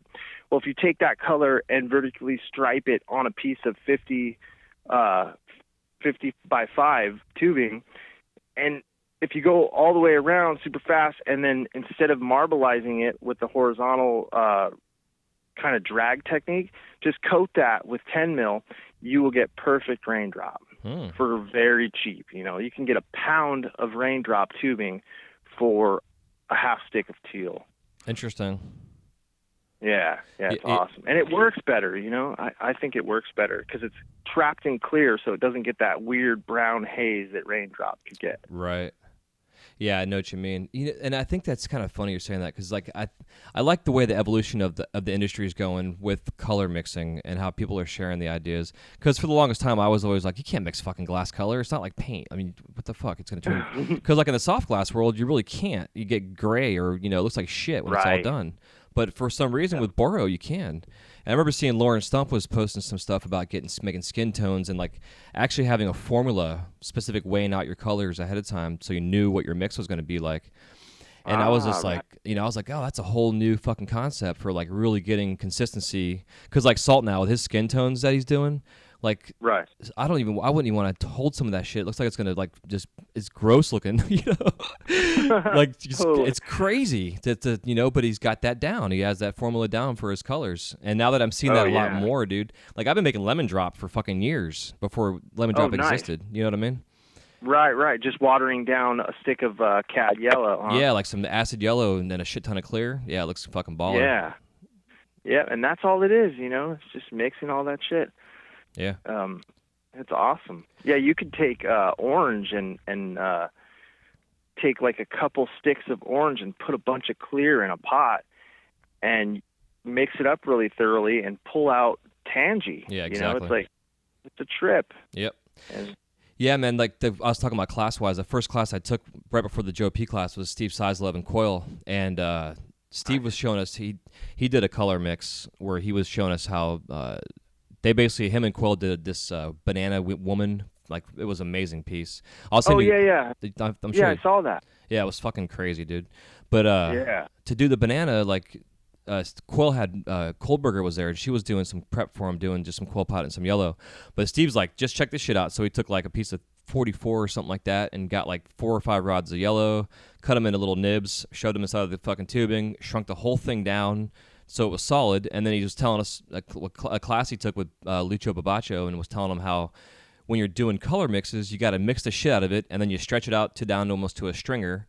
And then you bring it all back to a gather, you mix it again, and if you do that 3 times, on that third pull, you'll see your color pulls consistently. There's no mixing; it's all nice, you know, consistent color-wise. Ah. And after that third pull is when you get that nice, consistent color. And Nice. ever since then, dude, I've been doing that now with all my shit, even with color, just mixing some clear into it, just to make the color go a little further, or to make it more compatible with whatever I'm using, because not every color works with each other. And Right. you I'm have gonna have enough to try clear. that. Yeah, definitely, dude. And I've been using my cordless drill now a lot more because it definitely saves my hand. Nice. From the mix. Yeah, For oh, dude, it's huge. It shit was wearing, like, I was getting like really bad tendonitis in my hand from doing too much mix and color. Oh man, yeah, I can imagine. I get that too. That sucks.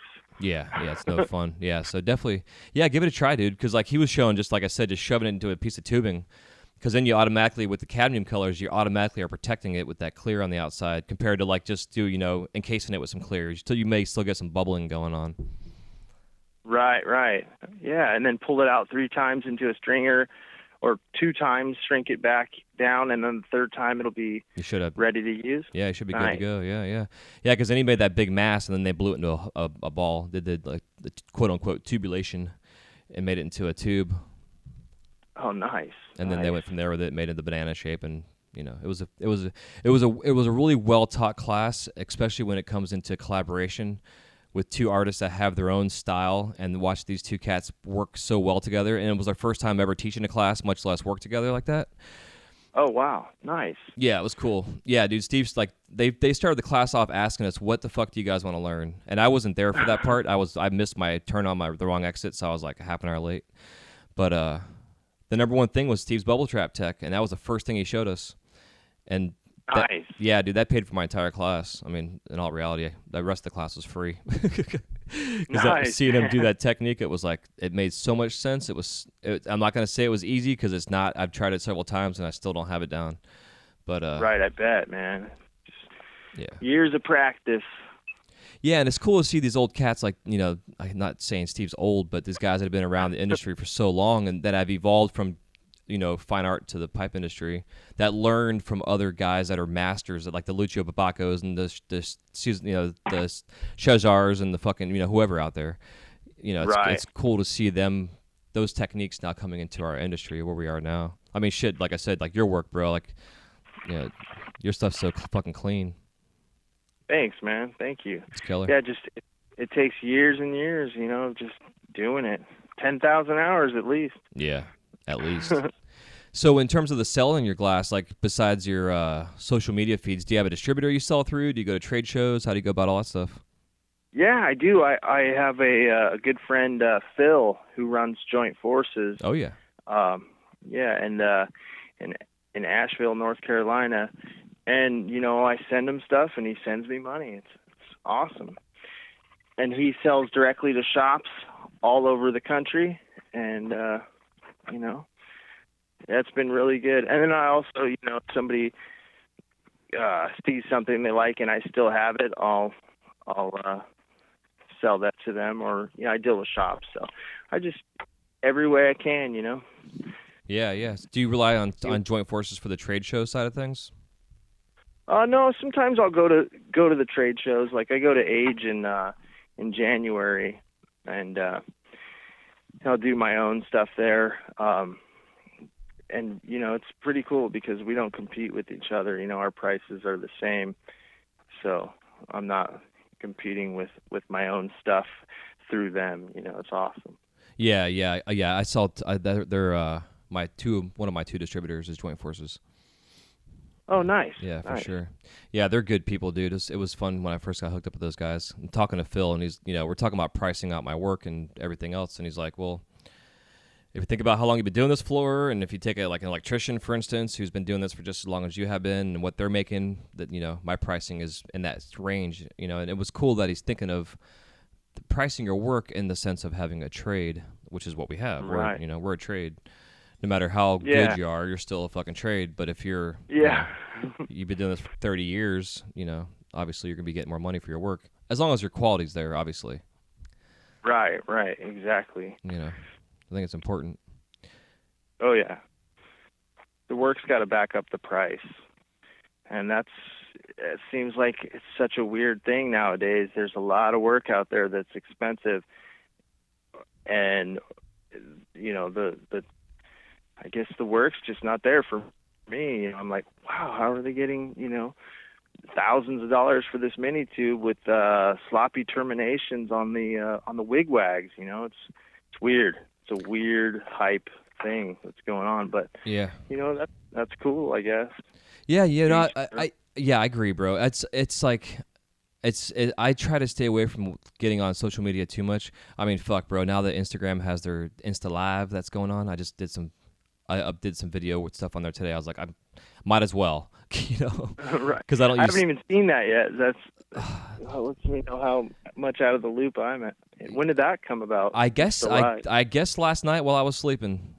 Because I woke up this morning and then the top of my Instagram would look different, and the top of your feed has all these little everybody's logos, their profile picture thing up there, and that's their live new live feed, and it's if I recommend any. I mean, obviously listening to the show will probably be in a week from now, but if you go on there today, dude, if you follow any like celebrities or whatever out there, it's fucking hilarious because everybody's like, what's this new Insta Live thing? It's everybody's kind of like coming into it now on their first day of posting stuff, and it's just like Snapchat. It's only available for 24 hours. So cool. Yeah, nice. It's interesting. I don't know, man. It's like it's just one more thing to be distracted by, but I think it's a good tool. Oh yeah, a good tool. Definitely. Yeah, I get so distracted with social media. Oh man. It's a nightmare. Yeah. I just got sidetracked by it. But like, my whole point was going on social media is like, I'll sometimes go through auctions and I'll look at these guys working and they have amazing work, but I'm seeing guys that are making like, you know, copied versions of their rigs as little carb caps that they're doing an auction for, and it's at like $3,000. Right. And I'm like, I would love to make something like that right now and have $3,000 waiting to be paid to me for something like that. Like, what the fuck? And totally. I can't do that. It gets me fucking. It's like it almost makes me down on myself. Like, why can't I do that shit? Why can't I hype myself up? But at the same time, is I don't want to. I mean, I hate to say it. It's not that I don't want the money.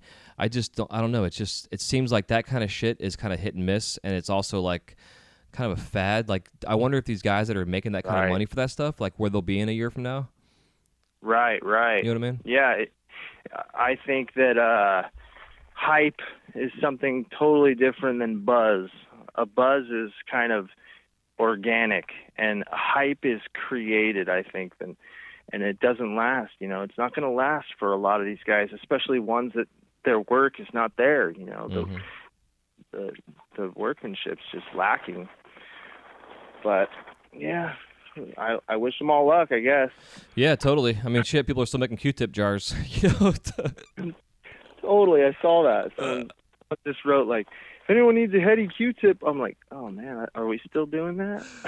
I just think it's funny that some of these companies are selling boxes of Q-tips on their fucking websites, like Q-tip brand Q-tips, and they're like tripling the price of what you go down the street at the dollar store and buy them for. Oh, totally. You know, totally. I see it all the time. It's just fucking stupid, but whatever, dude. People are paying for the money, so it is what it is. People are still going to McDonald's, you know, so whatever. Yeah, exactly. Smoking cigarettes and everything else, so. Oh, yeah, fuck that shit. Yeah, I know. I still think that shit. Like, damn, it's 2016. People are still smoking cigarettes. Dude, I know. It's crazy. My old lady smokes, and I'm, like, trying everything to get her to stop, and she's like, I'll stop when I'm ready. I'm like, well, can you be ready? Please? It's so true, though, dude. That's how. I mean, it's like anything in life. You will not do it unless you fucking want to. Right. Yep. You know? For sure. But yeah, you lead a healthy lifestyle, right? You're always doing physical things and jogging and hiking and all that stuff. Yeah, as much as I can, dude. Yeah, hell yeah. You know, nice. It's so hard. I find like if I don't, because I deal with ADD and shit, so like right. I have to be able to get shit done in a sense, to be able to have my focus and stuff. And like the times I find that I don't is when I don't get enough sleep and I'm not exercising. Is when I'm like all over the fucking place. I don't get shit done. I don't have packages shipped on time. Glass gets broken. I mean, just, you know, I get the case of the fuck. It's real bad.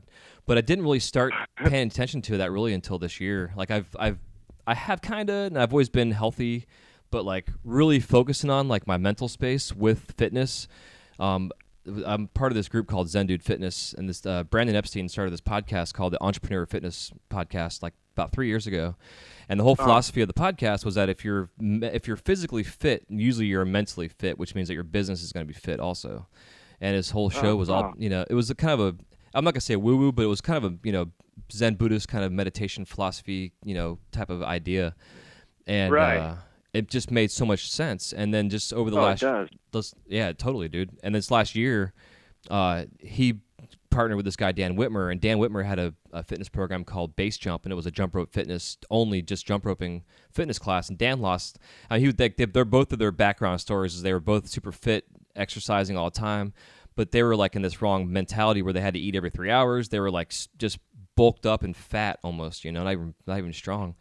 And then they changed, and they changed their whole philosophy, bro. And these guys are fucking shredded. Like they really don't go to the gym much. It's all just jump rope based body weight exercises.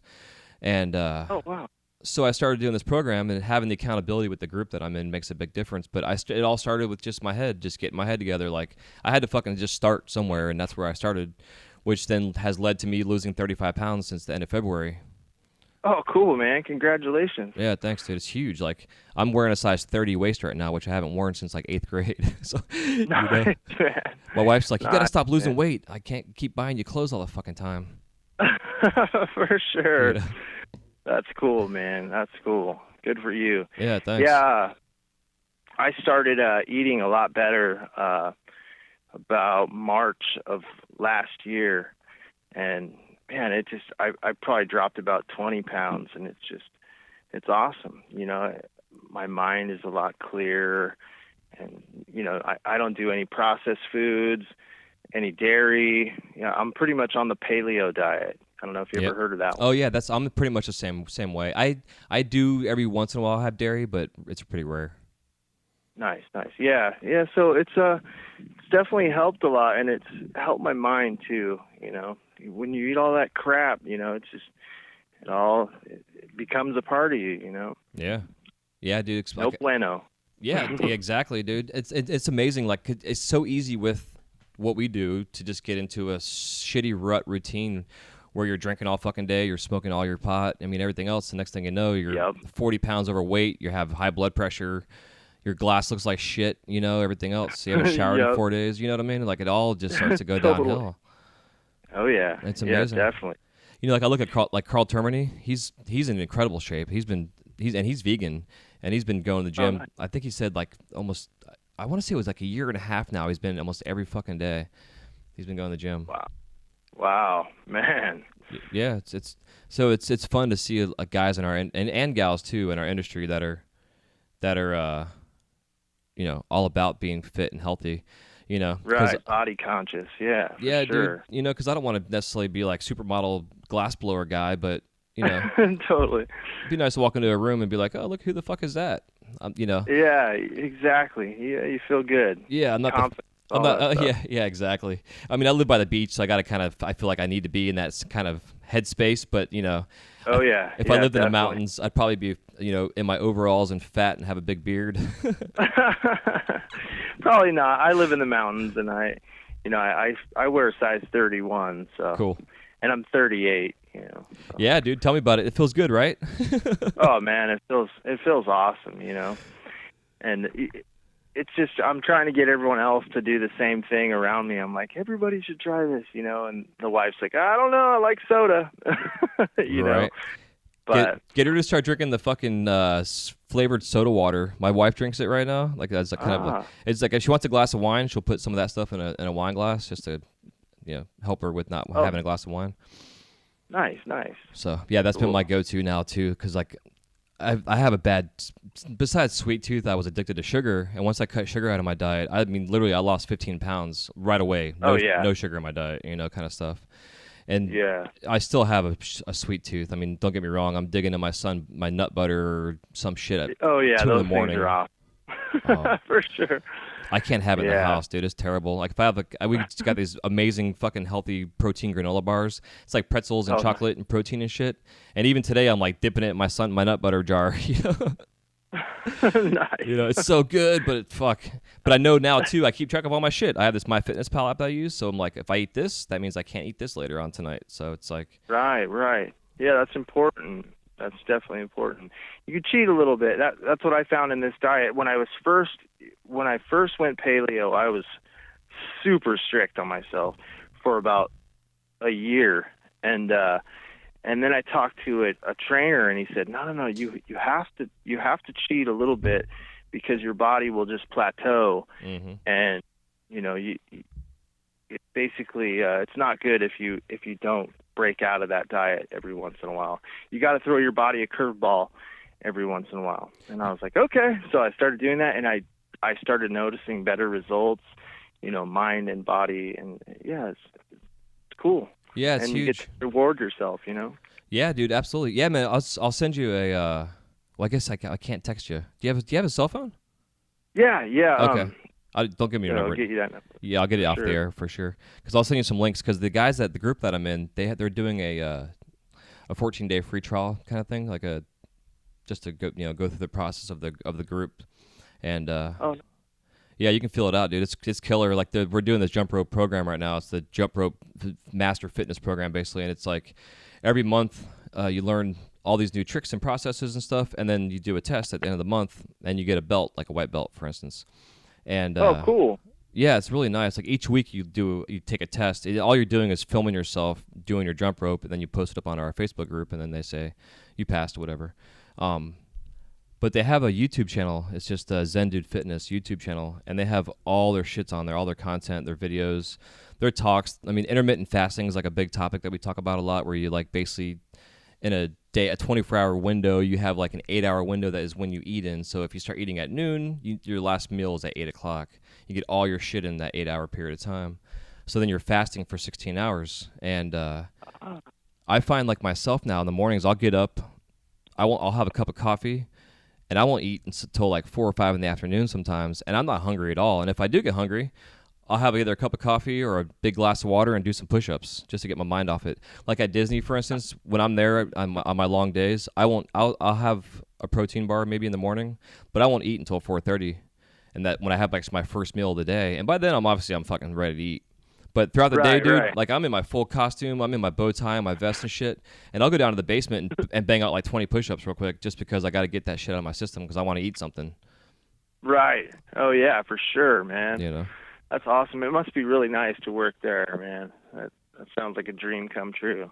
Yeah, it's interesting. It's a job. I'm not going to say it's not like any other job, but it's definitely, I don't look at it that way. Like a lot of people that work there, because I don't actually work for Disney. I work for a third party, the Rebus Brothers. But, okay. But I'm still on Disney property and still there. But it's I count my blessings, and I the opportunity. I thank God every day for that. When I go there, I mean, I drive an hour and a half one way to work when I go, so it's. Oh wow. Yeah, the commute. I thought I had a long way to go. Right. Yeah, it's a crazy commute, but yeah, it's a childhood dream come true for me as an artist growing up, being a fan of Disney and drawing my whole life. Like my style is very stylized to Disney and other influences in my life, but like I was talking to some guys at the studio yesterday about it, and it's like I had my style beforehand, and then I got my job at Disney, which really fine-tuned that style because it was kind of influenced already by Disney's work. Right. Yeah. That's cool. So it's like where you needed to be, man. That's perfect. Yeah, the cosmos lined up perfectly for me. All the shit that I've been through, it finally panned out to where, this is where I'm supposed to be. And it feels good to be there. Like, to be able to have the opportunity to educate and teach, influence, and Keith, one of our other artists, he went to Japan for 20 years. When he first got hired, it was a 2-year contract, and 20 years later, he's just got back from Japan. And wow. Doing glass over there at our park in Japan. Yeah, fucking awesome, right? And he was nice. Yeah, dude. And he was just saying, like, he went to I don't know if it was a gas conference or if it was one of the flame offs he went to years ago. And they were doing a roundtable talk, and they asked the audience, and there's like 400 glass artists in there, and they asked them, like, how many of you were influenced as a kid going to Disney watching the glass blowers to make you want to blow glass to where you're at now? He said like 85% of the people in the audience raised their hand. Oh yeah. Which is killer.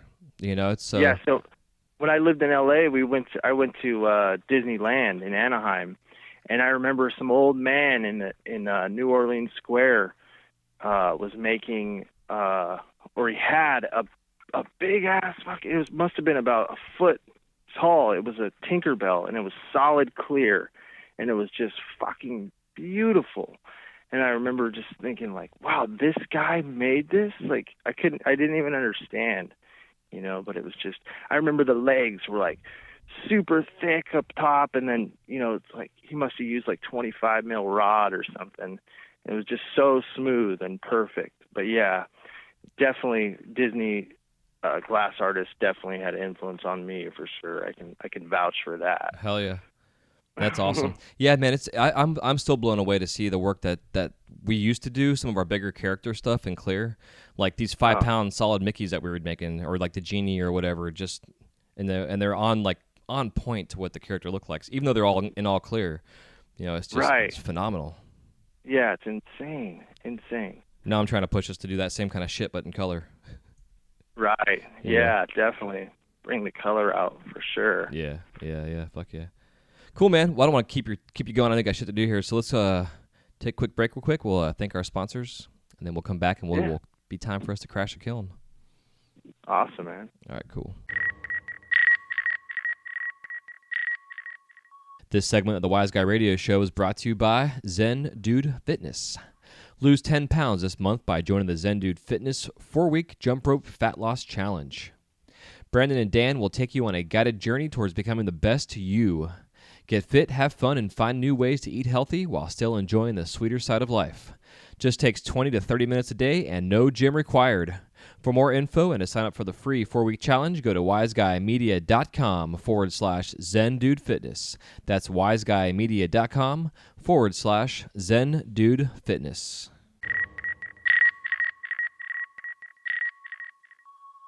All right, man, we are back. Quick break. Cool. So, yeah, dude, so the Crash in the Kiln round consists of 7 questions now, and hopefully you went over them when I sent you the email. If not, these will all be new to you. Yeah, I think they're pretty new to cool. me. Yeah. Fucking awesome. That's always the best. Awesome. I'll try to go fast. Well, I always tell everybody, man, it can give me a 30 to 6-second answer, but if you want to expound upon them as well, it always happens, so don't feel rushed. Awesome. So the first question I always like to ask is if there's any living glass artist that you had not yet worked with, who is it and why? Any living glass artist that I have not worked with. I would say Joe Peters, man. He's just awesome. I mean, he's a great person. He's a top of the field sculptor, and he's just my style of dude, That guy's fucking super cool. I'd love to work with him. Oh yeah. Yeah, he's my guy too. Nice. Yeah, fuck yeah. All right, so what are your top 5 favorite colors in glass? Serum, number 1. Second quality serum. Occasional quality serum. Green Stardust, Blue Stardust, Serendipity, and Alchemy Grape. Oh, I haven't used that yet. I've heard good things about it. Oh, it's so awesome. Hell yeah. Is it a transparent? It can be. It's really dense, but you can work it down to Purple Rain if you wanted to. Because I know I want to say maybe I have used it. Does it almost like a striking color, like a purpley strike color? No, see, that's the thing about it. It doesn't do anything but stay itself when you use it solid. Okay. It won't haze or anything. I use it for, I don't know if you've ever seen the new geishas that I've been making. Oh, dude. Yeah, I want to talk about that after we get off. We talk about it now, actually. So just it's kind of fucked up. I haven't done these yet because you're doing them. Oh no, that's what so many people have said that to me. I'm like, I didn't, Seth Brayer, who's a really good person, like he was doing these little dolls that everyone was calling geishas, and he's the one that first did geisha in glass, like glass pipe world. Mm-hmm. So I can't take credit for that. And if anyone wants to make geishas, I don't care. Yeah. Oh yeah, totally. Well, I was gonna wait for yours to kind of settle in until I start mine.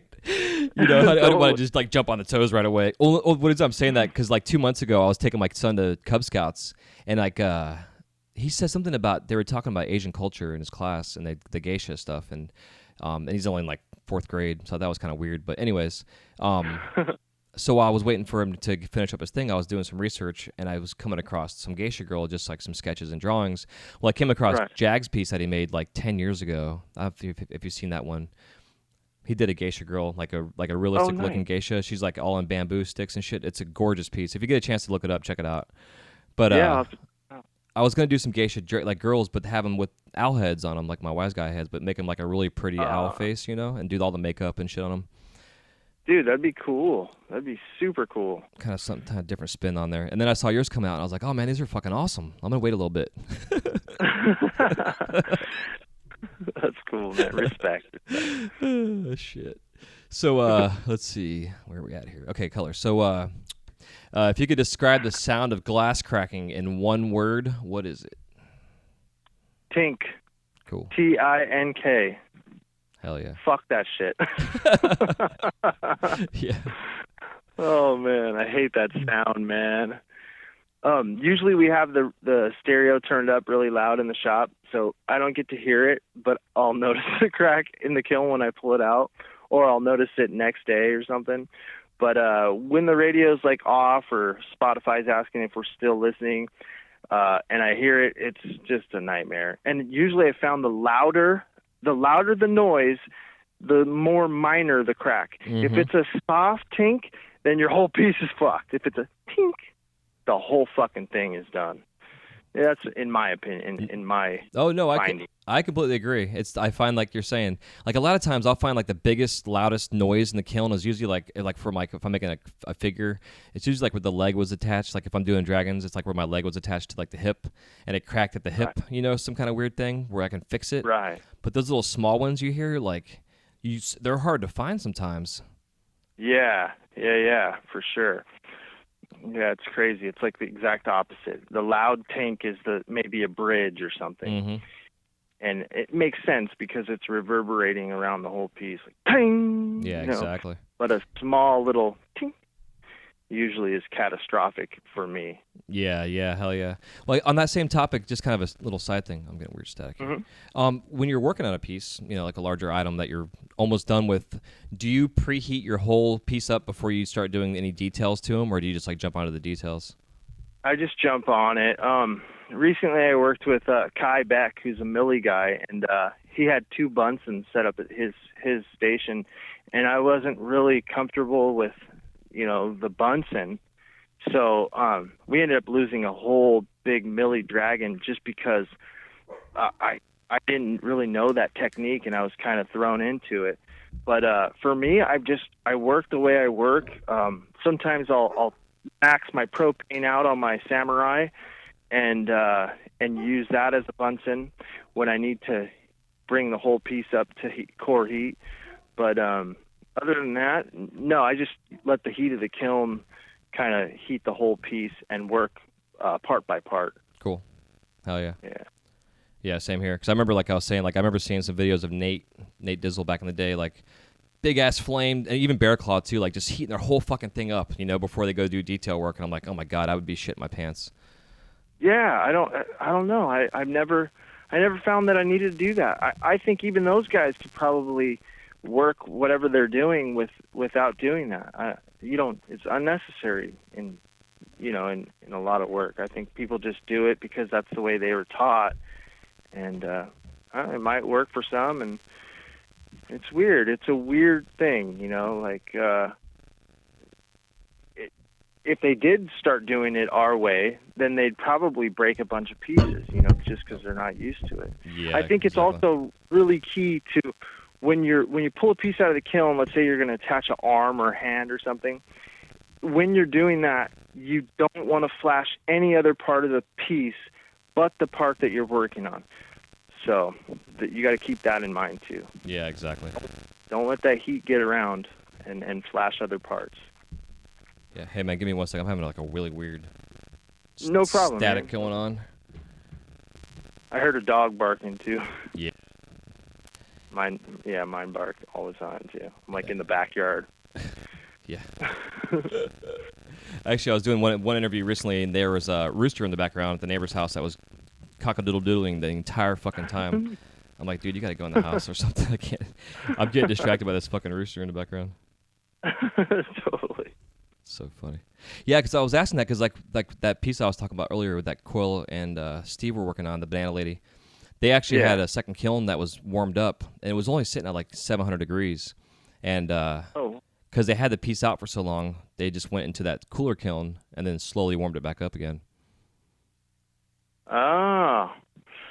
No, see, I've let a piece, I can take a cold piece and put it into a hot kiln at 1050. You don't want to set it down on the kiln brick floor or the kiln floor right away, but you hold it in there suspended for a couple seconds and then set it down, and everything seemed to go fine with that technique. And I was taught that by Banjo. You just put it in the kiln, and it scared the shit out of me the first time. Yep. I thought it was just.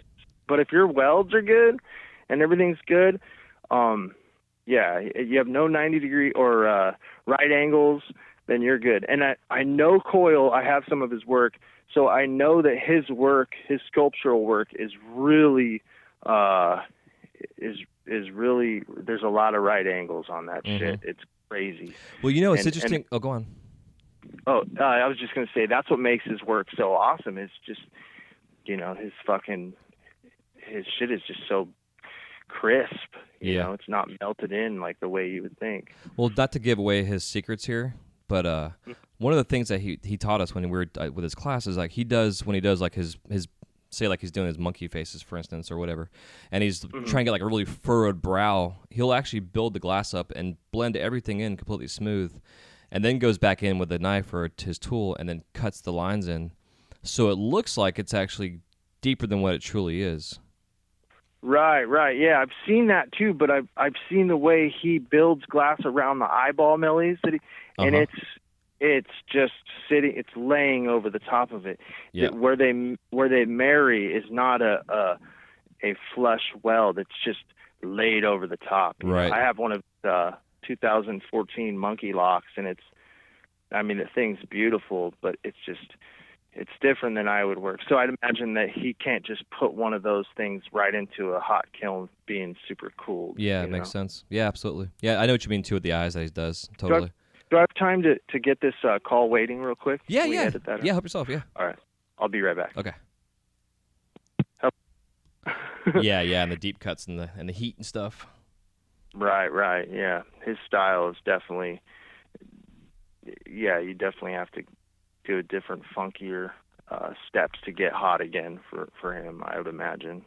He told me him and Rhino came over to Darby's shop a couple of years ago, and he was telling me he uses something like 2 out of every 5 monkey heads or something. I don't know, something crazy. I was like, wow, Yeah. That's a lot of heartbreak, man. Yeah. It's interesting to talk to some of these guys, especially the show now, and like hearing like myself, for instance, my longest piece so far to date that I've had fuck up at the end was like 16 hours over a period of over like 2 days I think I spent on it. And then I talk to these guys and like, I spent like 3 months on this thing. I'm like, whoa. God, yeah. That's insane. Yeah. A bit, I understand some of these guys are able to, like, financially wise, they can afford to do that.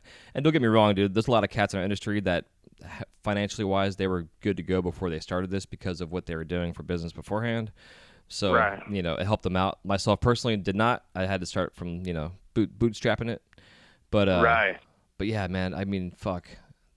3 months. Yeah, thousands of dollars of material and time and all these other things you think about that you could have made at the Right. Yeah, it happens, man. I mean, when I lost that dragon with Kai Beck, when we lost that dragon, it was all Millie components, and he had pulled Millie for months leading up to this project, and then prep tubes and everything, and we just we started losing it, and it was like we would fix one thing and then another part of it would break. It was like playing whack-a-mole, We were just over and over, and it just going. And I was like, bro, you got to know when to hold them and know when to fold them.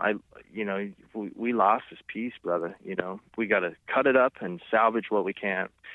So we made like pendants out of the claws, and he salvaged the belly and made a pendant. And we sat outside and we talked about it, and it was nobody's fault.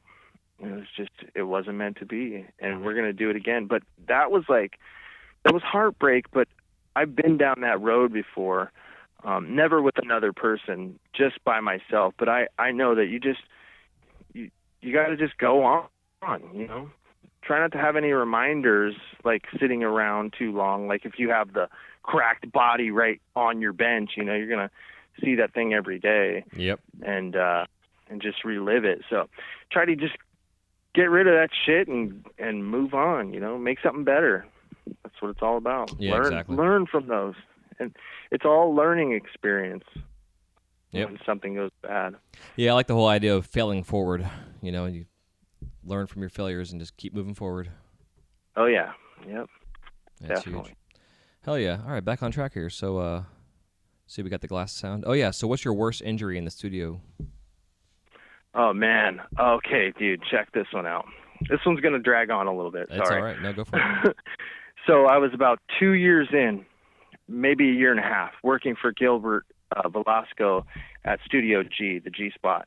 And I was pulling off excess glass with my metal tweezers. And this was before blast shields or anything. I was using a National with a number 5 tip on it. And I was pulling off excess glass with the tweezers. And because the glass was so molten, it stuck the tweezers to themselves, so they were stuck shut. And I set them down on my Hardy Backer board on the top of my bench. And about 10 seconds later, I was working like normal. Those tweezers, the glass cooled just enough to free those tweezers back open quick, and that piece of hot glass went right into my mouth. Oh my God. Yeah, so it hit me on the lip first, on my left side of my lip. And just out of reaction, I pulled it into my mouth, and it like burned the shit out of everything in there, my tongue, the roof of my mouth. I spit it out, and then I was left with this fucking I still have a scar on my lip from this gnarly burn. The next day, it totally sucked. I had to go to a 3-day festival out in the sun. It was like June, the end of June, super hot. And I had this huge herpy-looking blister on the left side of my face. And I was walking around this festival just miserable, and everyone was just looking at it. It was fucking crazy, man. Yeah, that's the worst fucking one ever, man. I don't know anyone that could top that, It's just fucked up. Yeah, that's crazy. Well, I had Lewis Wilson on a couple weeks back, and he was telling me one with his brother that was working glass in a bathrobe and stuck his left ball basically to the inside of his thigh with a hot piece of glass. Oh, shit. Okay, maybe that tops it. Oh, man. I would imagine there's probably super bad injuries out there, horror stories, but yeah, that one was just fucking crazy for me. Yeah. There's actually a dude. It's kind of funny. I had Box Fan on a couple months back, and he was telling me one of his burn, whatever, and it reminded me there was years and years ago. There's all these like folklore stories, in whatever industry, but we have ours too. And I had heard this guy was in his studio making this big fucking marble, was barefoot in his shop, and had a stool that he knocked over. And when he stepped back, he stepped on the foot of the stool, and it hit a pressure point in his foot that made him pass out with this hot, massive glass in his hand. And basically woke up, and his hand was like just fucked. And oh man! So when Boxan was telling me the story, it reminded me of it, and I brought it up in the interview. And my buddy Jeff Smart, I'm sure you know Jeff Smart. He does a lot of character work. Yeah, I love his work. Yeah, it's killer. Well, he sent me a message like, "Hey man, I know that guy. He lives in my town." So I was like, "Oh, this guy actually exists." So I want to get a hold of this dude because to me, that's like, from what I hear, is one of the worst injuries. Oh yeah. To have. Wait a second. I think I saw a picture of that hand on Instagram. Was that recently, like within the last few months ago? No, it was like probably 10, maybe 10 or 12 years ago. Oh, okay. I saw a gnarly hand the other day. Somebody posted on Instagram, and it was fucking just totally. I think it had to do with a seizure, though. Somebody had a seizure while they were blowing glass, and damn. Fuck yeah, damn.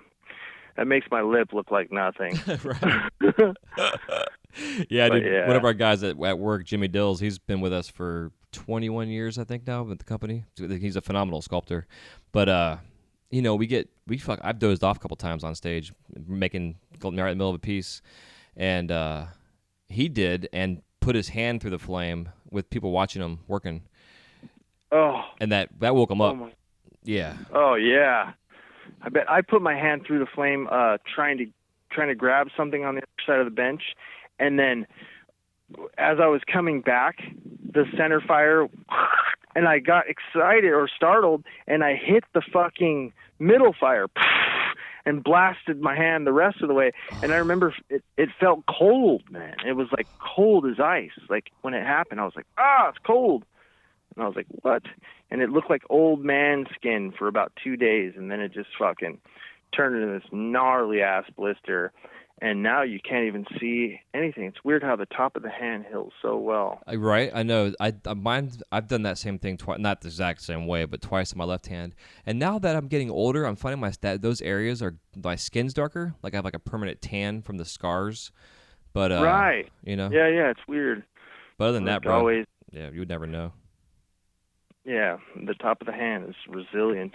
For sure. Yeah, so is the mouth, because I've put hot blowpipes in my mouth a couple times, like a jackass at 3 a.m. when I should be in bed instead of blowing glass. The quick. Yeah, I'm gonna fire polish this motherfucker real quick, and then you stick it in your mouth. You're like, what's that singeing noise I'm hearing? Oh yeah, that's my lips. Yeah. For sure, man. Oh, fucking stupid shit. So. Yeah, that's all it comes down to is it's our own stupidity. Yeah, it's ridiculous. So, do you have any glass blowing themed tattoos? I don't, but I have 2 tattoos that have flames on them, so I guess that sort of counts. Cool. Yeah. That's my new question I have. So far, I've only gotten one person I've asked so far that actually had that, and that was Lewis Wilson out of anybody that I've asked. Oh, wow. What a trip. Yeah, totally. He's got a couple little, some kind of sculptural pendant that he makes that he had tattooed on him. Yeah, it's interesting. Oh, cool. Hell yeah. That's awesome. Yeah, man, my last question I always like to ask, and it's an interesting one. If you were stranded on an island, it could be whatever kind of island, fantasy island you'd like, that had a glass studio on it and only supplied your gases, your kiln, and your torch, and you had to make something in order to survive, what 5 items would you bring? Oh, man. Like tools? Is that where you're... Whatever you need to make whatever it is you need to make to survive. Oh, let's see. I'd bring my butter knife, which is like muy importante. That's like my sculpting thing. My pencil reamer, my grabbers, which are Nate Meyer's, the finishing tool. What else? Some kind of reamer with a taper and a bowl push. Bam. Hell yeah. So, well, obviously you need glass, so you have to figure that out, because all you're supplied with is your gases, your kiln, and your torch. So. Oh yeah. Okay, I'd bring some color tubing, and my tools, and let's see, what else would I bring? There's always one important thing that everybody forgets, unless you listen to the show religiously. Then you hear me talk shit about it all the time. And it's a common thing we all have to do this. A lighter. No, you can use flint rocks to start a fire. You need your glasses. Oh, that's true. I don't know. I'm my mind's drawing a blank. What is it? Your glasses.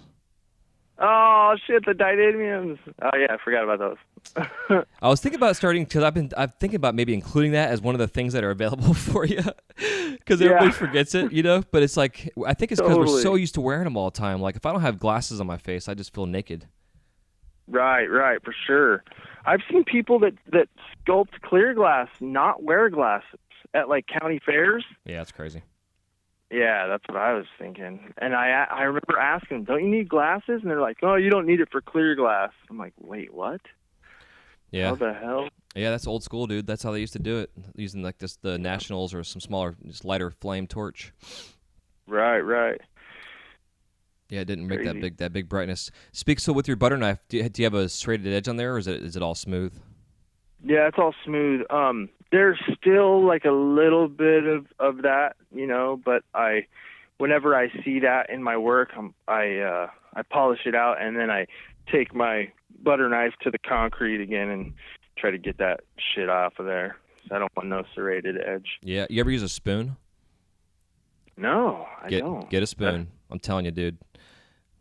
Really? If you can find a spoon with a round handle on it, yeah, that was like one of my secret tricks that I was taught when I started doing Disney stuff, to get like convex and concave shapes, like with your dragon, like the roof. If you wanted to like have an open mouth for your dragon and do like the roof of the mouth, the convex or whatever, the rounded part of the spoon, just press it up into the top of your roof of your mouth, and it's a symmetrical, even rounded edge shape that you get. That's cool. I'm going to take a spoon with me to work today, man. Thank you. Yeah, no problem. I love it. And I use my beeswax on them a lot too, so it just kind of keeps them smooth. Nice. Yeah, I love beeswax, man. That stuff's crucial. Yeah, absolutely. Hell yeah, dude. So I know you got shit to do, so if you can give us any parting piece of advice that you can give to the industry, and then also where we can find you out there in cyberspace. Yeah, definitely, man. I would say never shut yourself off from learning.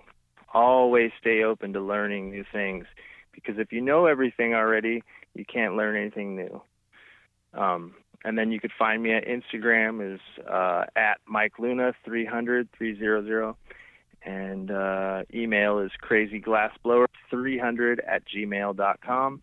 Facebook is Michael Robert Luna, and yeah, that's how you can find me. Hell yeah. What's the 300 from? I used to own a 300ZX, a Nissan, and that was like pre-glass blower, you know, and yeah, I don't know why, it just kind of stuck, you know. Yeah, hey, I know IROC, you know, Z, the glass blower girl that makes the crazy funky mouths and vaginas and shit. She's Z because she had a some kind of Z24, IROC Z24 or something. So that's why it's weird. Hell yeah. I love all those old cars. Yeah, for sure, man. Yeah, the old Z28s and stuff, man, they were the shit back then. Yeah, oh yeah, for sure. Super awesome. Cool. So, all right, y'all. Hope you enjoyed our conversation here with Mike Luna. He's an influencer in our industry, and definitely go check him out. Glasspipes.org, Instagram, all the social media feeds. You can find him, Mike Luna 300. And other than that, I hope you guys enjoy. We'll talk to you on the next episode of the Wise Guy Radio Show. You guys take it easy. Thanks. Yeah, man. Thank you. This episode is also brought to you by C-Cube Co. C-Cube now creates a wide range of specialty and one-of-a-kind artistic glassware, items such as hand-blown wine crafts, insulated coffee mugs, pint glasses, and custom piggy banks that you can have personalized with imprinting, logos, and color accents that are available. Just go to ccubeco, that's SEACUBECO.com for more information. That's ccubeco.com. This episode is also brought to you by The Flow magazine. Since its inception, the focus of The Flow has been to provide a bond among members of the lampworking community. This has been accomplished by developing relationships with the finest artists and sharing their techniques with you through in-depth, step-by-step tutorials. In every issue, you can enjoy great content with the hottest artists and cutting-edge techniques using the latest industry products. These features, along with the continuation of the Women in Glass edition, Glasscraft Emerging Artist Awards, inspiring gallery showcases, dynamic general interest articles, as well as health and safety information, make The Flow the leading international lampworking journal. For more information or to subscribe to The Flow, go to theflowmagazine.com. That's theflowmagazine.com.